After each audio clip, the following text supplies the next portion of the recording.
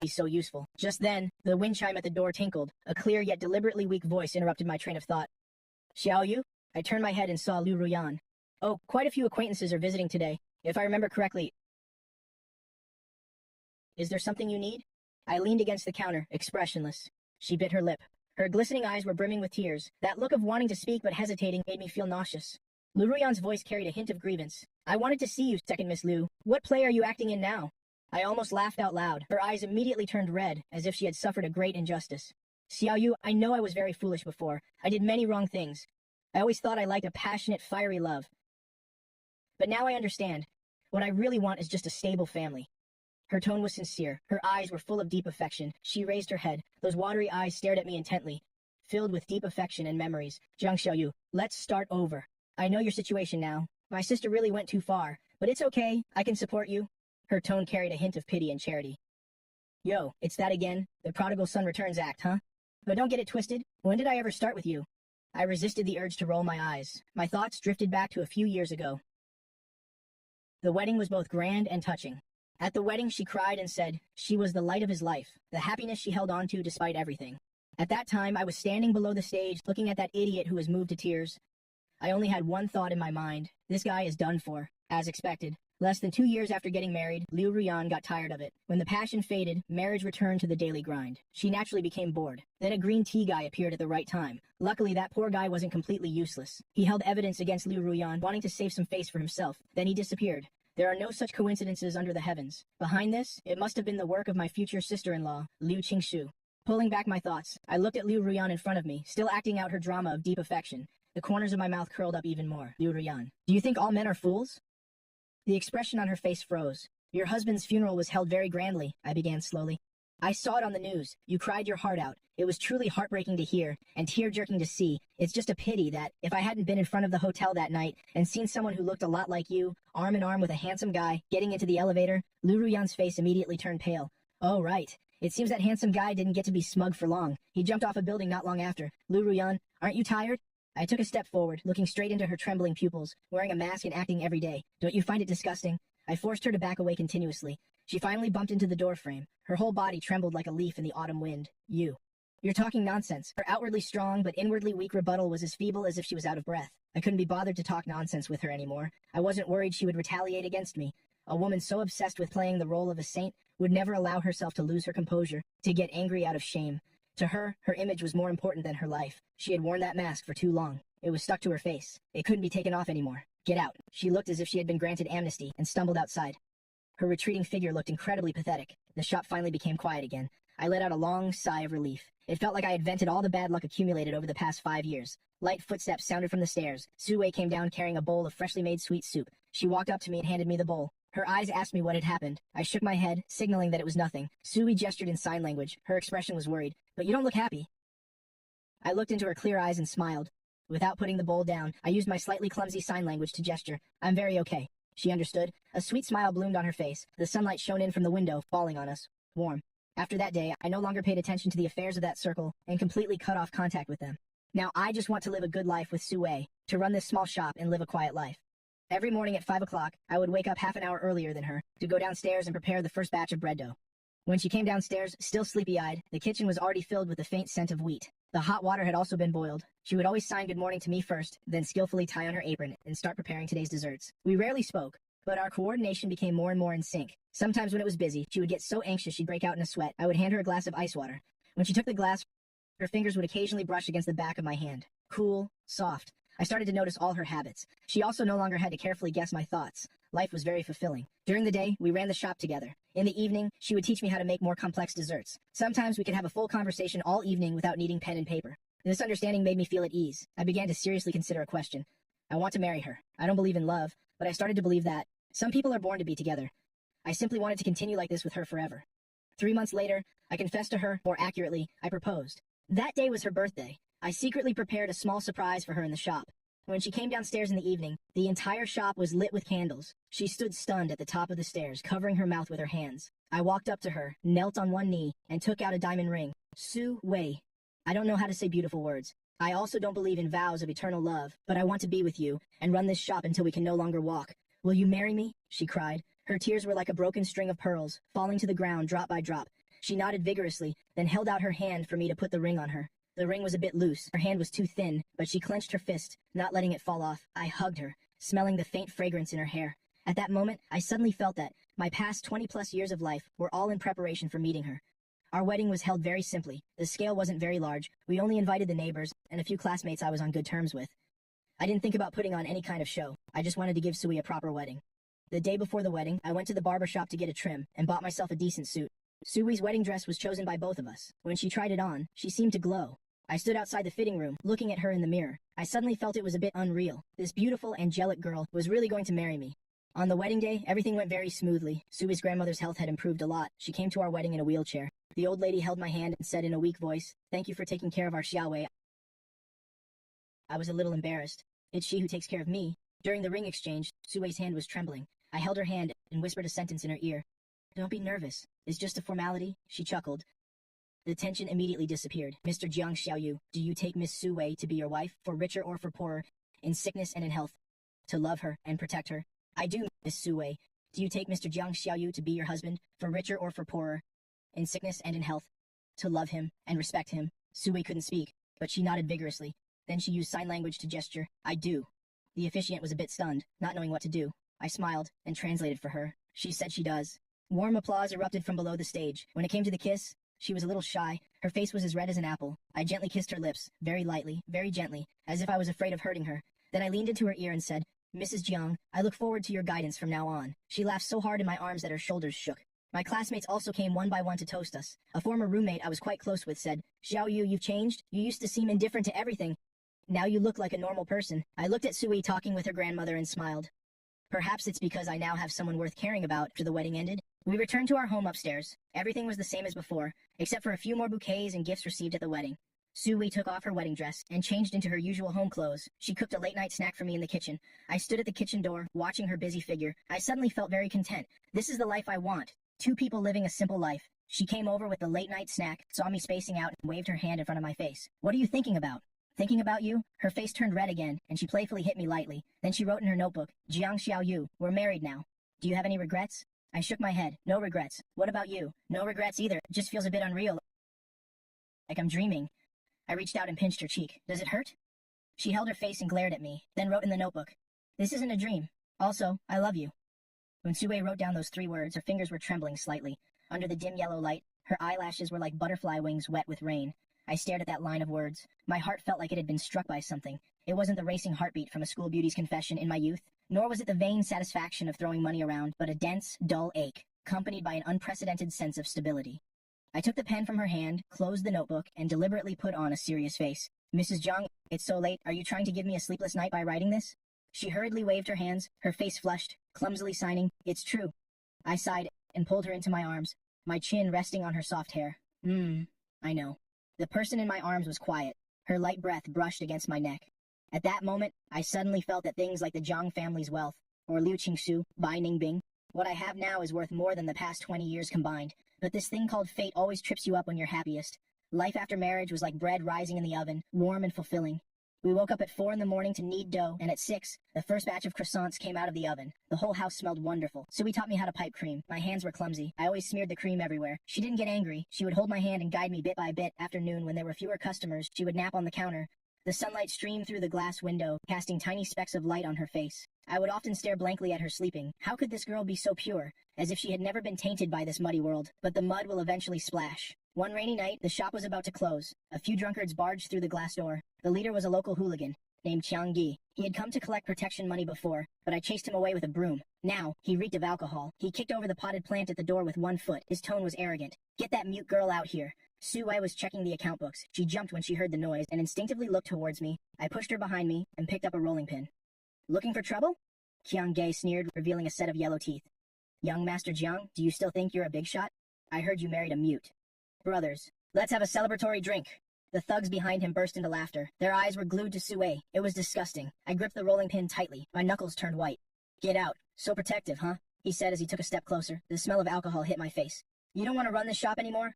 Suddenly, Sui emerged from behind me, holding a box of freshly baked cookies.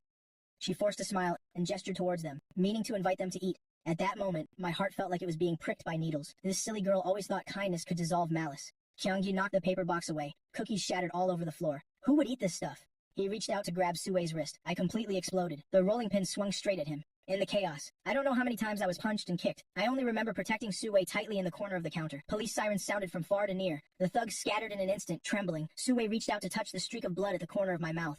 Big teardrops fell one by one, but she couldn't make a single sound. I wiped my face and forced a smile. What are you crying for? Your husband isn't dead yet. She cried even harder, curling up in my arms like a frightened little animal. That night, she slept holding my arm all night. The slightest movement would wake her up. I looked at the dark circles under her eyes. Fear rose in my heart after the violence. What if I hadn't been able to protect her today? The next day, I bought a solid steel rod at a flea market and placed it under the counter. When Sue saw it, she shook her head vigorously at me. I tapped on the steel rod and signed to her. For self-defense, I won't use it. She finally lowered her eyes and wrote in her notebook. I'm afraid you'll get hurt. Then I'm even more afraid you'll get hurt. I patted her head. Sue, now you're all I have. She looked up at me, her eyes moist, and finally nodded gently. The peaceful days didn't last long. Lu Ruyan appeared again like a lingering ghost. This time, she didn't enter the shop, but drove a flashy red sports car and stopped by the roadside. Sunglasses covered half her face. She beckoned to me with her finger. I was carrying a bag of flour and couldn't be bothered with her, so she got out of the car, leaned against the car door and smiled. Jiang Xiaoyu, does your wife know how you helped buy Ningbing?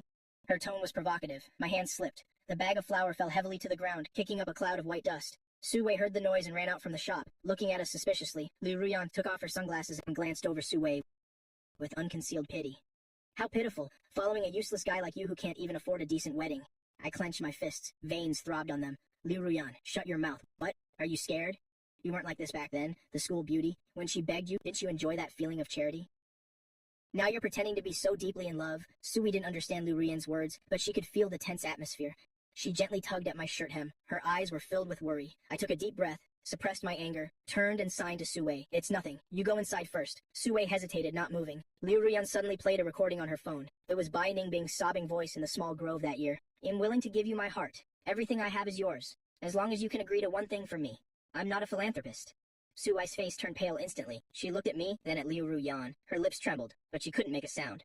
Liu Ruyan smugly put her phone away. Little sister, do you think he's a good person? He only helped Bai Ningbing to enjoy the misery of others. Helping you was probably just a whim. You're talking nonsense. I completely lost control. I rushed forward to snatch the phone. Liu Ruyan screamed and hid in the car. Locking the car door tightly, the sports car sped away, leaving only me and Sue standing in a cloud of dust. She lowered her head. Her shoulders trembled slightly. I wanted to touch her, but she subconsciously took a step back. That step back was like a knife to my heart. That night, after closing the shop, the atmosphere in the attic was suffocating. Sue had her back to me, tidying up the bed. She never looked at me. I turned her by the shoulders, forcing her to face me. Do you believe her? Sue bit her lip, her eyes filled with tears. She wrote in her notebook, Is what she said true?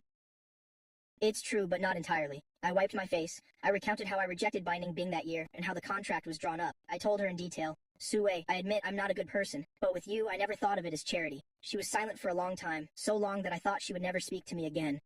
Finally, she slowly raised her hand to sign. I'm scared. Scared of what? I'm scared that one day you'll find me boring, and you won't need me anymore. Her fingers were trembling. I have nothing. I only have you. My heart clenched. I pulled her tightly into my arms. Silly, it's me, who only has you. That night, we held each other as we slept, like two wounded animals licking each other's wounds. But Liu Ruyan's words were like a thorn in Sue's heart. She became sensitive. If I came home 10 minutes late, she would be on pins and needles. If a female customer chatted with me for a bit, she would quietly walk away. I noticed it, but I didn't know how to resolve it, until I woke up late one night and found the space beside me empty. Sue was curled up in a corner of the balcony, crying silently under the moonlight. I walked over and hugged her from behind. Her body stiffened, then softened. She buried her face in my chest. Sue, let me tell you a story. I told her about my father, my mother, my brother, and Liu Qingshu. I told her about the rot beneath that family's glamorous facade. I used to not believe in feelings. I felt everything was a transaction of interests, but you're different. I gently wiped away her tears. You make me feel that there's still some humanity in life. She looked up under the moonlight. Her eyes were like black glass submerged in water.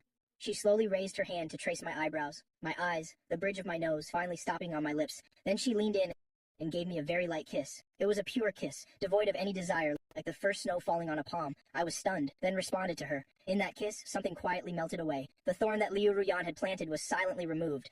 Life returned to peace, but danger always lurked in the shadows. One afternoon, an uninvited guest arrived at the shop. Liu Qingshu. 5 years had passed. She had become even more elegant and noble. Her custom-made outfit was completely out of place in the cramped bakery. She didn't bring any bodyguards. She was alone. When her gaze fell on Sue, it carried a cold, scrutinizing look. Is this the life you chose? Living in a place like this? Playing house with a mute girl? I shielded Sue behind me. If you have something to say, say it. She then found a chair and sat down on her own. Xiao Yu, you're still so naive. I recently found some interesting things. About your little wife's background. Su Wei suddenly gripped my arm tightly. Liu Qingshu calmly opened her handbag and took out a yellowed photograph. She pushed it across. In the photo was a young man and woman. The man's features somewhat resembled Su Wei's. The woman was holding a newborn baby. Your grandmother never told you, did she? She looked at Su Wei, a cold smile playing on her lips. Your parents didn't die of illness. It was a car accident, and the person who hit and killed them was named Jiang Haishan, Xiao Yu. It was your father, drunk driving. The air instantly froze. My head buzzed. I could barely stand. Su Wei stared at the photo, her face as white as a sheet of paper. Surprised? Liu Qingshu stood up, looking down on us. Jiang Xiaoyu, your father killed her parents, and now you pretend to be so in love and marry her? How ironic. Shut up, I roared, but my voice trembled. Liu Qingshu leaned down close to Su Wei's ear and said in a whisper, Little sister, guess what? Is he good to you out of guilt? After saying that, she turned and left, as if she had never been there, leaving behind only a hellish, dead silence. Su Wei was motionless, as if her soul had been sucked out. I reached out to touch her, but she recoiled as if shocked. Her eyes were empty and distant. Su Wei, let me explain. I didn't.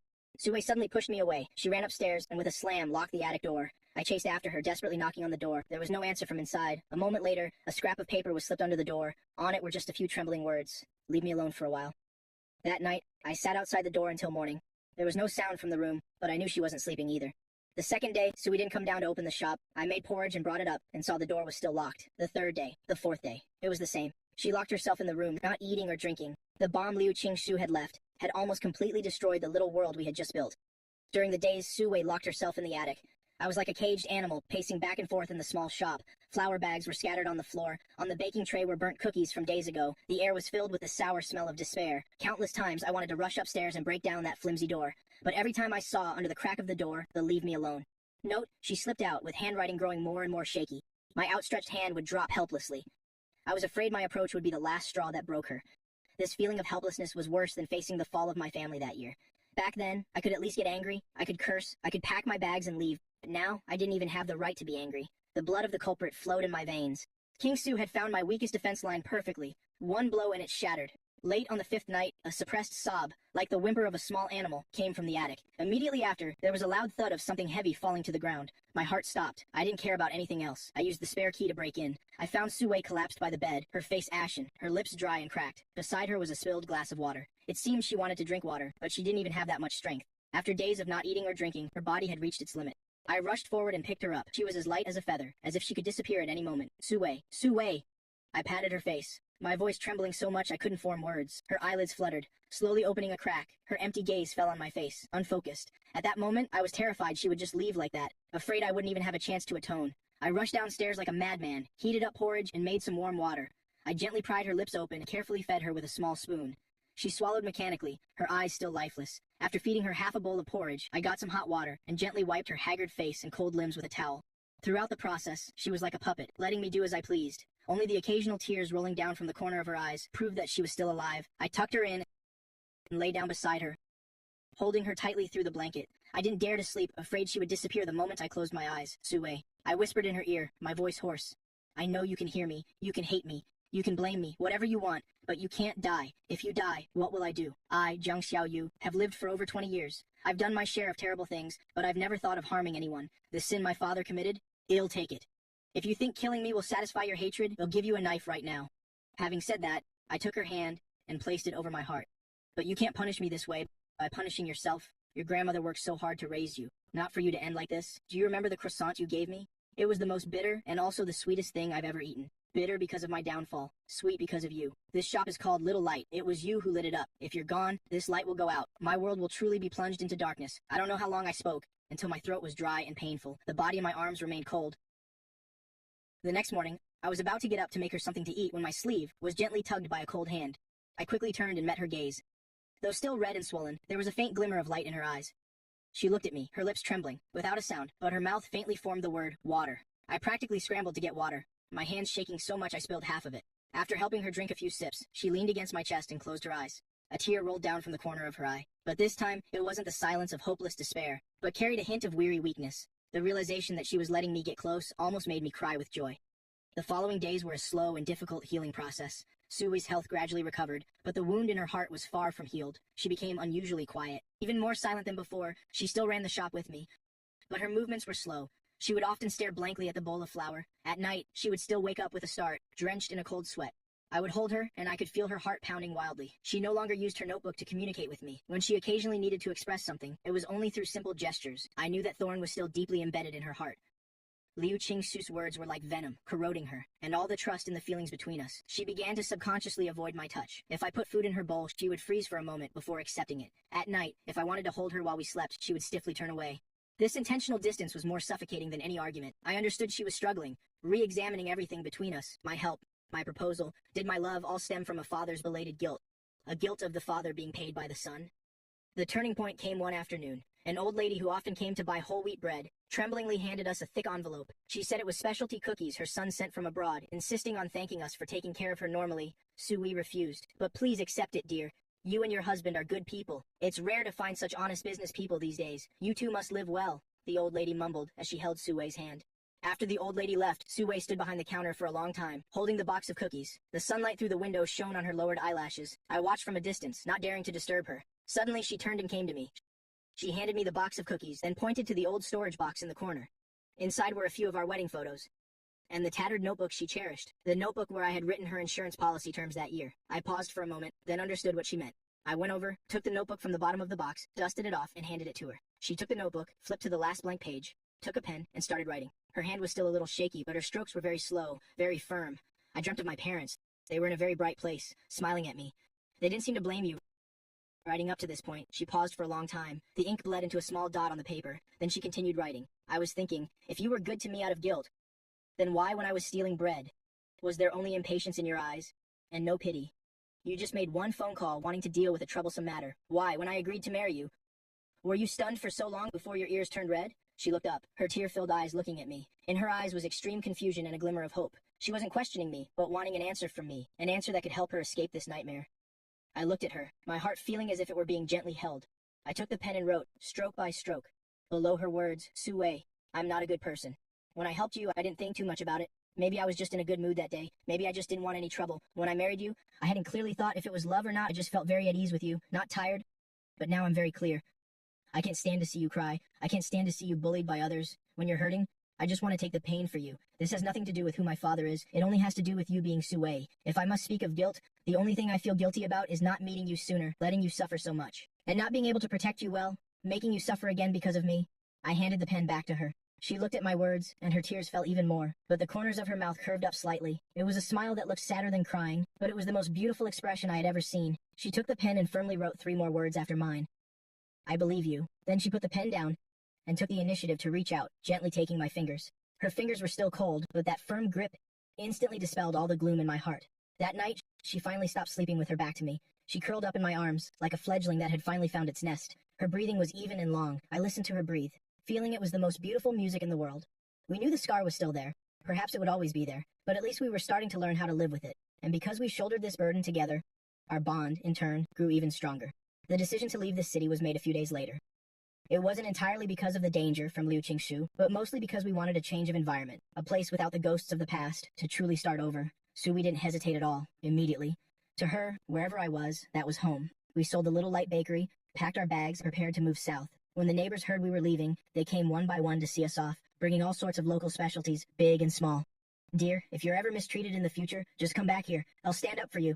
The old lady held Sui's hand and wiped her tears. Sui nodded, her eyes red, and put a bag of freshly baked cookies into the old lady's hands. The night before we left, we were clearing out the last things in the attic. Sui pulled out a tin box from the bottom of the cabinet. Inside were her grandmother's belongings, a few old photos, and the insurance policy I wrote for her that year.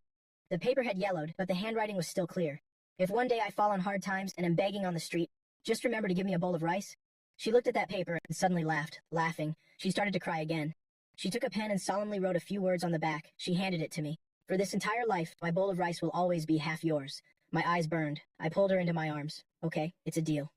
As the train started moving, the city that held so much of our pain and warmth gradually receded outside the window. Sui leaned on my shoulder and fell asleep, her hand still tightly clutching a corner of my shirt. Sunlight streamed through the window onto her face, peaceful and serene. I lowered my head and kissed the top of hers. I closed my eyes. What the future holds, I don't know. But as long as she's here, wherever we go is home. We finally settled in a small coastal city. We used the money from selling the shop to open a smaller dessert store, naming it Sunset Moment. Sui was in charge of baking. I handled the customers. Life was simple but quiet. She gradually stepped out of the darkness, a smile returned to her face. Sometimes in the quiet of the night, she would still jolt awake from a nightmare, but I would always hold her immediately, gently patting her back until she fell asleep again. One afternoon, a year later, we were strolling hand in hand by the sea. The sunset was like molten gold. The tide gently rose. Suwei suddenly stopped walking, pointing to something sparkling on the sand. I picked it up. It was a piece of glass rounded by the ocean waves. Under the sunset, it reflected a warm glow. She took the piece of glass and held it under the sunlight for a long time, then placed it in my palm, clasping my hands together and signaling for me to keep it safe. I teased her that this was our token of love. She nodded vigorously, her eyes sparkling. One afternoon, the weather was sweltering. There weren't many customers in the shop. Suvi was at the workstation preparing the batter for the next day. I sat behind the counter checking the account books. I heard a very faint sob. Looking up, I saw that Suvi, hand holding the whisk, had stopped. She was staring blankly out the window. Outside the window, a young father was walking by with his daughter on his back. The little girl's laughter, as clear as silver bells, echoed through the glass. I put down the account books and went to her side. She didn't look at me. Her gaze still followed the figures of the father and daughter until they disappeared at the end of the alley. Her profile looked a little pale in the afternoon sun. In her eyes was a complex emotion I couldn't describe, a mixture of longing and sorrow. I gently touched her hand. She came to her senses, forced a smile at me, and shook her head to signal she was fine. Then she lowered her head and began to whisk the batter in the bowl more forcefully, as if trying to drive something away with this action. I knew she was thinking of her parents, of the childhood that should have been spent with her parents, filled with happy laughter. It was a regret she could never make up for. Liu Thanhua's words were like a poisoned thorn. Even on sunny days, they would inadvertently prick her with pain. That night, after we closed the shop, we sat on the small steps by the back door, enjoying the sea breeze. The waves gently lapped against the shore. In the distance, the lights of fishing boats twinkled. Suvi leaned against my shoulder very quietly. I took her hand. Her palm was a little cold. Suvi, I broke the silence. Should we go visit them? Her body stiffened slightly. She looked up at me, puzzled. I mean, go visit your parents. I chose my words carefully. I know where the cemetery is. It was written in the documents Liu Tanhua left. We can go there and talk to them for a bit. Tell them that you're doing very well now, and also to say sorry on my father's behalf. The last few words were incredibly difficult for me to say, but I felt I had to say them. Suvi was stunned for a long time. Tears quickly welled up in her eyes, but she fought to keep them from falling. She looked at me, her gaze filled with inner conflict, with fear, but it eventually turned into some kind of resolution. She nodded vigorously. We chose a beautiful morning, closed the shop, and brought a bouquet that Suvi had arranged herself with white chrysanthemums and blue eustomas, and went to the cemetery on the outskirts of town. The cemetery was very quiet, nestled against a mountain and facing the sea. It was a peaceful resting place. Following the documents, we found their shared grave. The tombstone was very simple. A photo of Suvi's parents was engraved on it, now faded and unclear. Suvi walked to the grave, squatted down, and gently placed the bouquet down. She reached out, using her fingertips to wipe away the dust and fallen leaves from the tombstone, bit by bit. Her movements were gentle, as if touching a fragile dream. She didn't cry. She just wiped it silently, the sunlight illuminating her focused face. I stood behind her during this moment of closeness with her parents. After a long time, she stood up and turned around, beckoning me over. I walked over and stood beside her, facing the grave. The sea breeze blew through our hair and clothes. Suvi looked at the tombstone, then looked at me. Then, she raised her hands and began to speak in sign language. Her speed was very slow, as if every gesture carried the full weight of her thoughts. Dad, Mom, this is Jiang Tuvu, my husband. She paused for a moment, took a deep breath, and continued to sign. He treats me very well. We have our own little shop now, called Sunset Moment. Life is very peaceful. I'm very content. About what happened in the past, we both know now. Her gestures became a little heavy, but they were still firm. It was a terrible accident. I know it wasn't Tuvu's fault. He and his father are not the same. She turned her head to look at me, and her tears finally fell silently, but the corners of her mouth curved into a smile. She continued to sign to the tombstone. So, please don't blame him. And don't worry about me. I am very happy now. Truly, watching her use sign language to introduce me to her parents, to defend me, and to tell them about her happiness. I felt a lump in my throat, and my eyes grew hot. I reached out and squeezed her other hand tightly.